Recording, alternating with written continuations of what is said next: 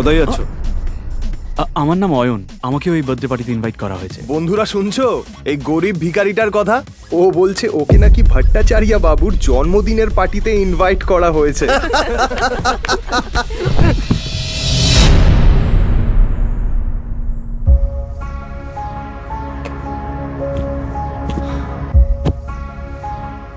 Rusha baby, চলো বাড়ি যাই। বেবি? রুষা, তুমি এই ভিখারিটাকে চেনো নাকি? কই না তো। Who the hell are you? এটা শুনি অয়ন অবাক হয়ে যায়। এর আগেও রুষা অনেকবার অয়নকে অপমান করেছে। রুষা, চলো এবার বাড়ি যাই। এ ভিখারি, বেরো এখান থেকে। সিকিউরিটি, একে ঘাড় ধাক্কা দিয়ে বের করে দাও। ঠিক সেই সময়ই বার্থডে বয় ভট্টাচার্য সেখানে হাজির হয়, আর তার নজর গিয়ে পড়ে অয়নের ওপর। অয়ন তার জন্মদিনে এসেছে এটা দেখে সে অবাক হয়ে যায়। অয়ন রয় চৌধুরী স্যার, আপনি আমার পার্টিতে এসেছেন? আমার তো বিশ্বাসই হচ্ছে না। আপনি আমার পার্টিতে এসেছেন, আমি তো ধন্য হয়ে গেলাম sir. Please please please please please please আসুন স্যার, প্লিজ আসুন। এই দৃশ্যটা দেখা মাত্রই রুষা আর বাকি সবার মাথা খারাপ হয়ে যায়, কিন্তু অয়ন কোনো কথা না বাড়িয়ে ওখান থেকে চুপচাপ বেরিয়ে যায়। বাইরে গিয়ে সে রুষার জন্য অপেক্ষা করতে থাকে। পার্টি শেষ হওয়ার পরে রুষা যখন বেরোয় সে পুরো মাতাল। Sorry sorry.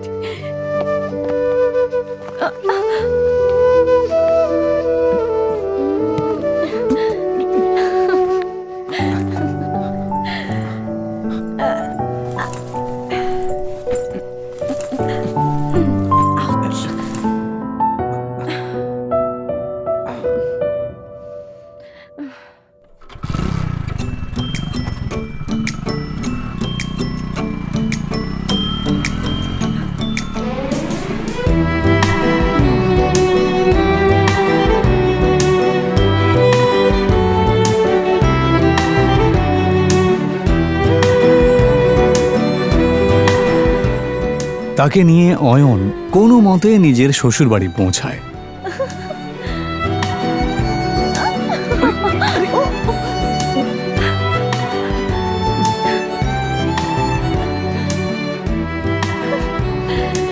অয়ন শ্বশুর বাড়িতেই ঘর জামাই হয়ে থাকত, আর এই বিষয়টা নিয়ে সবাই ঠাট্টা করত।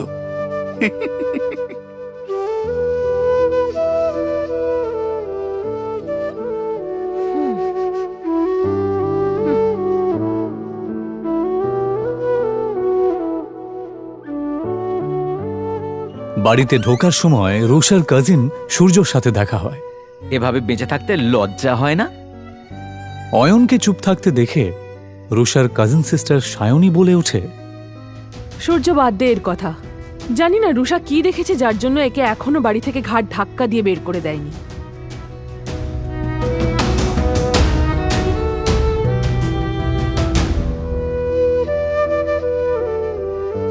অয়ন প্রায় প্রত্যেক দিনই শ্বশুর বাড়িতে এই ধরনের কথা শুনত। ওর এইসব কথা শোনার অভ্যেস হয়ে গেছিল। ওরা সবাই এই রকম ব্যবহার করলেও ও এদেরকে ক্ষমা করে দিত, কারণ ও রুষাকে সত্যিই খুব ভালোবাসত। নে খা।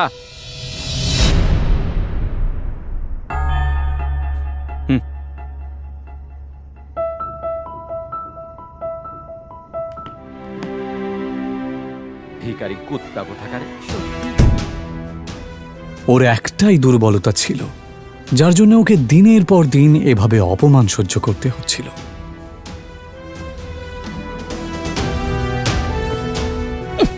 আমাকে নিয়ে যত ঠাট্টা করার করে নাও, যেদিন তোমরা আমার সত্যিটা জানতে পারবে সেদিন তোমাদের মাথা খারাপ হয়ে যাবে। অয়ন আসলে কে সেটা কেউই জানত না। তবে কেন জানি না অয়ন নিজেও কাউকে কিছু বলতে চাইতো না।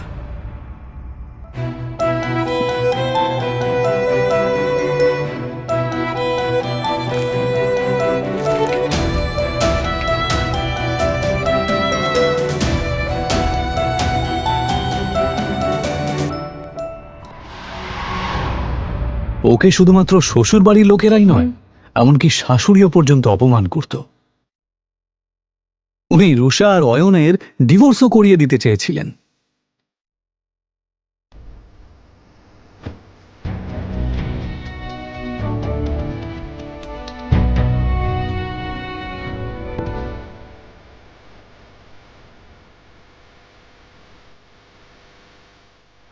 অয়ন, আমি এখন হোটেলে একজনের সাথে দেখা করতে যাচ্ছি। তুমি কিন্তু কাউকে বলবে না যে তুমি আমার স্বামী, বুঝেছো? কিন্তু রুষা, অয়ন, তুমি ভালো করেই জানো যে ভেতরে যারা আছেন তারা কত বড় লোক। ওরা যদি জানতে পারেন যে আমার স্বামী একজন গরিব কাঙ্গাল, তাহলে আমি কাউকে মুখ দেখাতে পারবো না।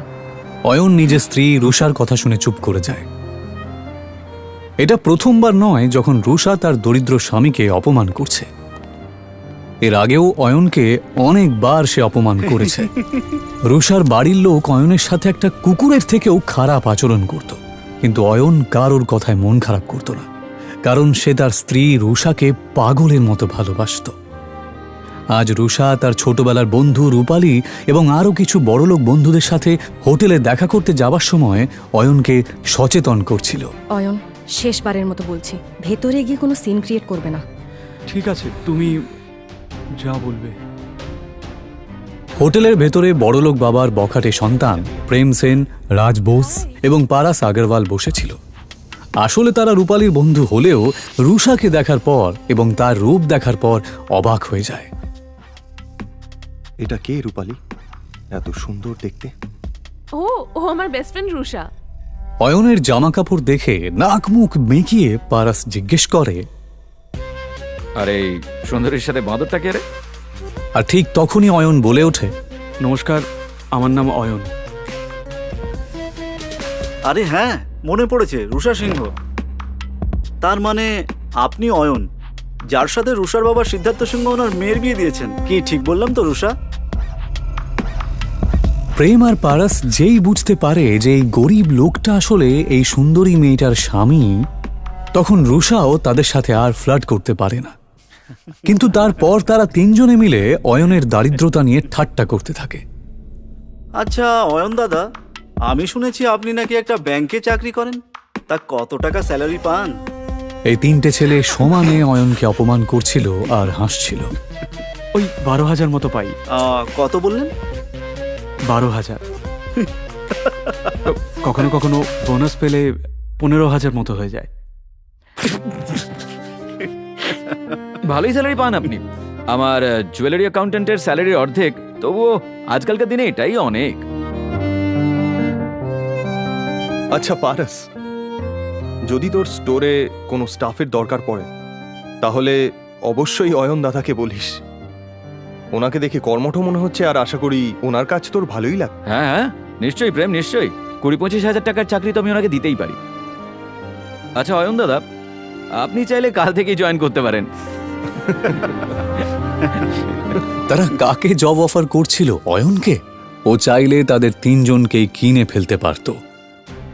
অয়ন যে আসলে অয়ন রয় চৌধুরী এটা কেউই জানত না, এমনকি রুষা এবং তার বাড়ির লোকেরাও এটা জানত না যে এই গরিব অয়ন আসলে কে। অয়নও যেহেতু এই আসল সত্যিটা কাউকে জানাতে চায় না, তাই সে এমনভাবে এই পরিস্থিতিটা সামলালো যে কেউ কিছু বুঝতেই পারল না। ও বলল, ধন্যবাদ মিস্টার আগরওয়াল, আপনার অফারটা সত্যি খুবই ভালো। আপনি যে আমার জন্য এতটা ভেবেছেন, এই জন্য আপনাকে ধন্যবাদ জানাই। তবে সত্যি বলতে আমি গয়নাগাটির ব্যাপারে বিশেষ কিছু জানি না। এদিকে রুষা অয়ন আর রূপালীর বড়লোক বন্ধুদের মাঝের কথোপকথন শুনে রেগে যায়। আরে আরে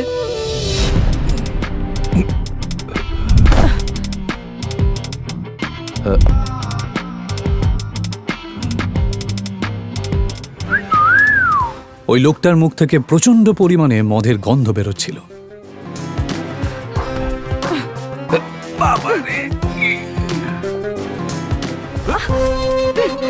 দেখে তো মনে হচ্ছে ভালোই এনার্জি আছে। অসভ্য লোক, তোর সাহস কি করে হয় আমার সাথে সব কথা বলার? ছেড়ে দাও আমাকে। এই দাঁড়া দাঁড়া বলছি। কি বললি? আমি অসভ্য? আগে নিজেকে দেখ, বেশি নাটক করিস না, বুঝেছিস? ছেড়ে দে আমাকে। রুষা এবার কোনো কিছু না ভেবে লোকটার গালে একটা সপাটে চড় মেরে দেয়। স্যার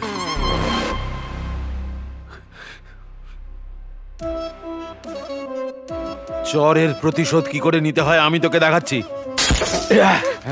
রুষা কোনো কিছু বুঝতে না পেরে ভয়ে চোখটা বন্ধ করে নিলেও সেই ভাঙা বোতলটা তাকে ছুঁতেও পারে না। রুষা দেখে যে একটা হাত সেই বোতলটাকে তার কাছে আসতেও দেয়নি।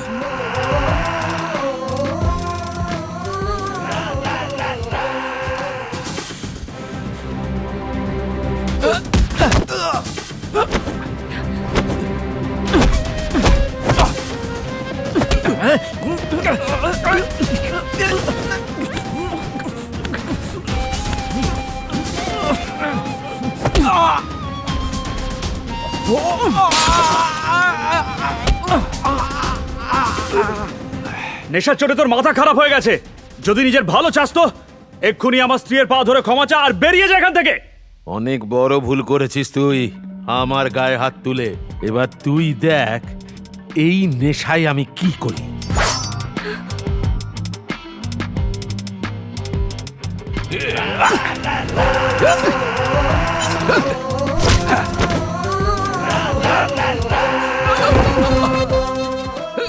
অয়নের এই আচরণ দেখে রুষা অবাক হয়ে যাচ্ছিল। সে বেচারি কিছুতেই এটা দেখে বিশ্বাস করতে পারছিল না। প্রেম সেন এবং রাজ বেদিও চিৎকারের আওয়াজ শুনে সেখানে দৌড়ে আসে। এই অসভ্য মাতালটা আমাকে একা পেয়ে আমার উপর জোর খাটানোর চেষ্টা করছিল। এটা শুনে প্রেম সেন রেগে যাবার ভান করে, কারণ ও রুষার মন জয় করতে চাইছিল। আর এই জন্যই সে পুরো বিষয়টা সামলানোর দায়িত্ব নিয়ে নেয়। আর নেবে নাই বা কেন? এই প্রাইড হোটেল তাদেরই পারিবারিক ব্যবসার অংশ যে। তোর সাহস কি করে হয় রুষার সাথে এরকম আচরণ করার? অসভ্য লোক কোথাকারে।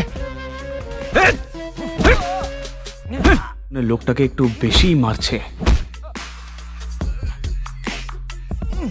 একটা জিনিস তো পরিষ্কার যে এই লোকটা শুধুমাত্র একজন মাতাল নয়। প্রেম সেন আর রাজ বোস কিছুতেই থামছিল না, আর তার জন্যই অয়ন তাদেরকে থামানোর জন্য বলে, ব্যাস অনেক হয়েছে, ওর শাস্তিও পেয়ে গেছে। এইভাবে মারতে থাকলে ও মরে যাবে তো। আরে অয়ন দাদা, আপনি এত ভয় পাচ্ছেন কেন? আমি এই হোটেলের মালিক, তাই এই ব্যাপারটার এখানেই মিটমাট হয়ে যাবে। একটা বোকা ভীতু লোক। অয়নের ওপর রুষার প্রচন্ড রাগ হচ্ছিল। রুষা প্রেম সেন আর রাজ বেদির দিকে তাকিয়ে বলল, এবার বাদ দাও, ছেড়ে দাও ওকে। ও অয়ন দাদা, আপনি দেখছি বেশ ভীতু। আমাদের সঙ্গে থাকুন, তাহলে একটু সাহসী হয়ে যাবেন। কথাটা অয়নকে খোঁচা মেরেই বলা হলো, যদিও এসব শোনার পরেও অয়ন চুপ করেই থাকে। ইতিমধ্যেই কয়েকজন গুন্ডা সেখানে ঢোকে, আর প্রেম সেন গুন্ডাদেরকে ভেতরে আসতে দেখে। মনে হচ্ছে এই মোটা ষাঁড়ের গায়ে গন্ডারের চামড়া লাগানো। এত মার খাওয়ার পরেও ব্যাটার শিক্ষা হয়নি। কোনো ব্যাপার না, এদের ব্যবস্থা আমি করছি।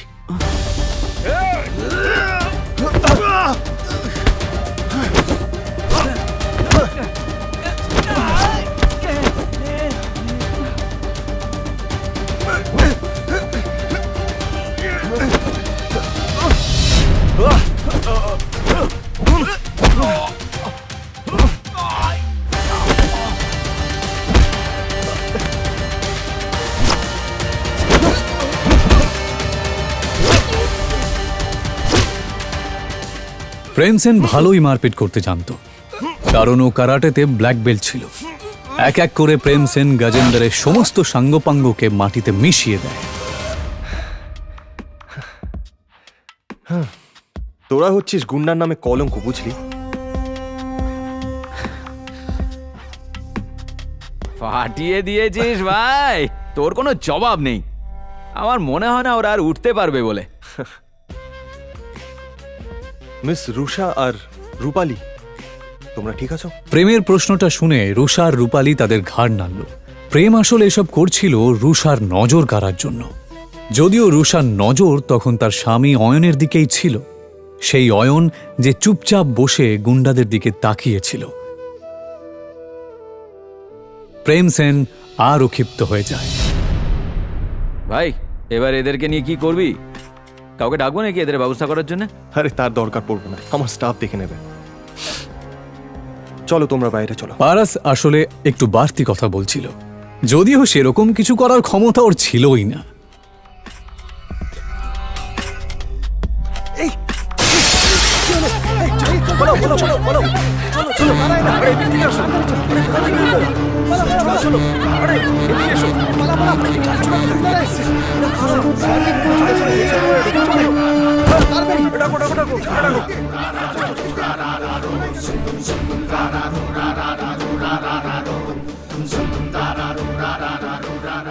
আচ্ছা, তোমাদের এত বেশি সাহস?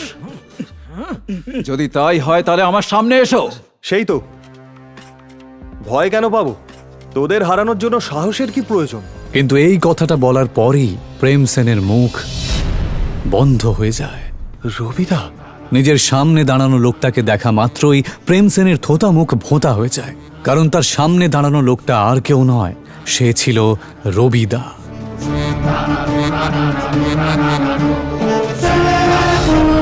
তাদের সবার লাল চোখ দেখে এটা বোঝা যাচ্ছিল যে তারা এখানে প্রেম এবং বাকি সবাইকে শেষ করতেই এসেছে। তাদের তিনজনের অবস্থাপন্ন পরিবারের লোকেরা সুরক্ষার ভয়ে যেই রবিদাকে টাকা পাঠায়, আজ সেই রবিদাকে সে খেপিয়ে দিয়েছে। এইমাত্র আমাকে কে চ্যালেঞ্জ করলো? দাদা, আমি তো ঠাট্টা করছিলাম, আমি জানতাম না ওখানে আপনি দাঁড়িয়ে আছেন। আমায় ক্ষমা করে দিন। ও, ঠাট্টা করছিলি বুঝি? হ্যাঁ, তা হতেই পারে, ঠাট্টা তো হতেই পারে। তাহলে একটা ঠাট্টা আমিও তোর সাথে করি। দাদা, এটা কথা বলে মীমাংসা করলে হয় না?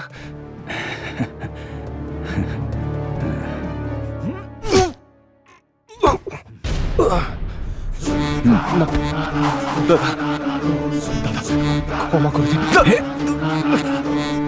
কি কেমন লাগলো আমার ঠাট্টাটা? এদিকে কারাটেতে ব্ল্যাক বেল্ট পাওয়া প্রেম মেঝেতে শুয়ে নিজের বুকে হাত দিয়ে জোরে চিৎকার করতে লাগলো। পারস আর রাজ এটা দেখে অবাক হয়ে যাচ্ছিল। এসব দেখে ওরাও রবিদার পায়ে পড়ে প্রাণ ভিক্ষা চায়। হাসবি না দাদা,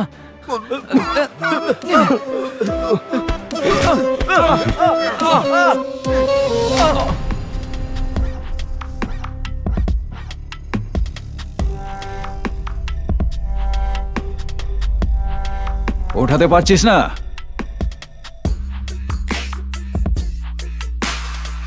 প্লে কর,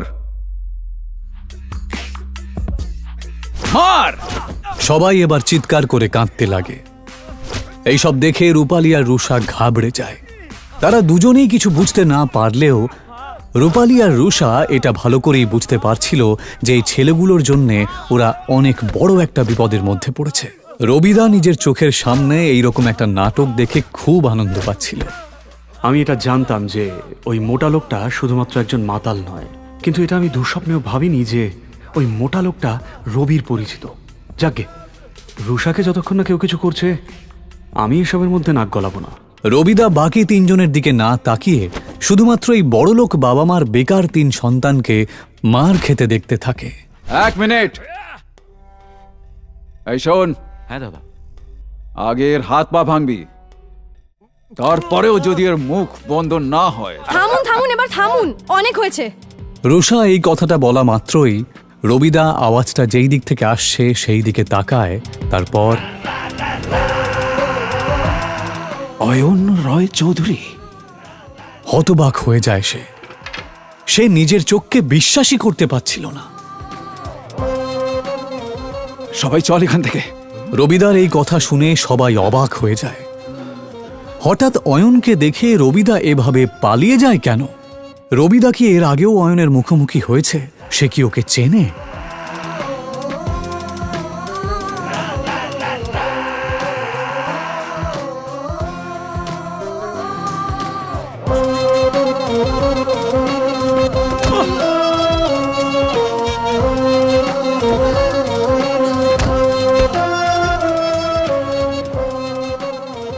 সত্যি কি অয়ন একজন আরবপতি?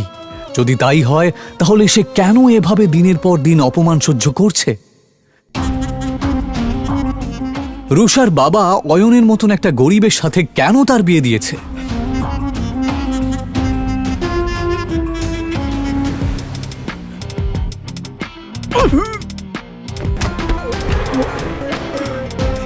এই সমস্ত প্রশ্নের উত্তর জানতে হলে নিচে দেওয়া লিঙ্কে ক্লিক করে ইনস্টল করুন পকেট এফএম আর ফ্রিতে শুনুন গোটা বিশ্বে শোরগোল ফেলে দেওয়া এই অসাধারণ গল্প সিক্রেট শাহিনশাহ।